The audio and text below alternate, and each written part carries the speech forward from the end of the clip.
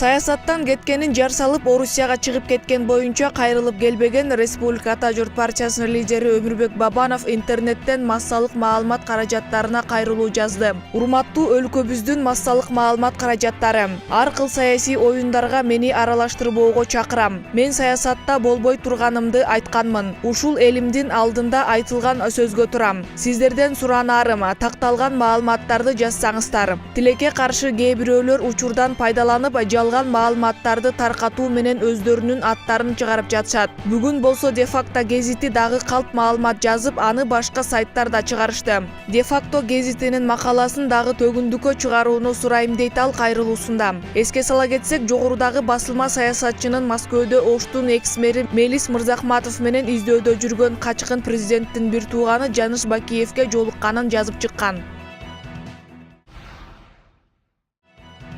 Улуттук коопсуздук боюнча мамлекеттик комитеттин маалыматына караганда 30-декабрда террорчулукка каршы жүргүзүлгөн операцияда 1995-жылы туулган Кыргызстандын жараны кармалды. Ал куралдуу жихадтын идеяларын колдоп, өлкө аймагында теракттарды ишке ашырууга даярдык көргөн. Бул үчүн атайын даярдыктан өтүп, жардыргыч заттарды даярдоону үйрөнүп жүргөн. Учурда Кылмыш кодексинин 299-беренесинин 2-бөлүгү экстремисттик материалдарды сактоо, даярдоо жана жайылтуу боюнча кылмыш иши козголду. Кармалган адам УКМКнын тергөө абагына камалды. Расмий маалыматка таянсак, Сирия менен Иракта согуштук аракеттерге катышып жүргөн кыргызстандыктар 500дөн ашат. Алардын 140ка жакыны аял, 100гө жакыны балдар. Ушул убакка чейин согуш талаасында 92 кыргызстандык мерт болгон.